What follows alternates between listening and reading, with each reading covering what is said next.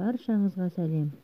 Анасын іздеген Жәнібек телерейтингтің құрбаны болып кеткен жоқ па?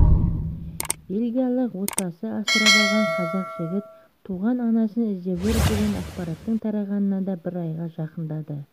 Бірнеше телеарна өздеріне шақырып, анасын табуға көмектесіп жатыр.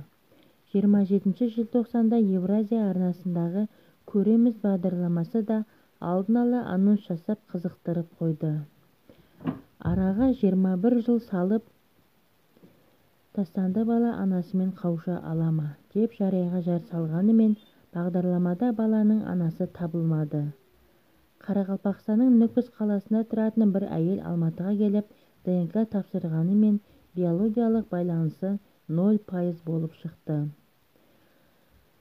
Бұған дейін қымбат Досжан да «Бармысың бауырым» бағдарламасына шақырып көмектесіп жатқанын жеткізген. Журналист Бельгиядан анасын іздеп келген Жәнібектің туған анасы болуы мүмкін 3 әйел анықталғанын айтқан. Әзірге біреуі ғана ДНК тапсырған. Бельгияда өскен қазақ жігіті өзі де бүгінгі эфирден үлкен үміт күтетінін айтып еді.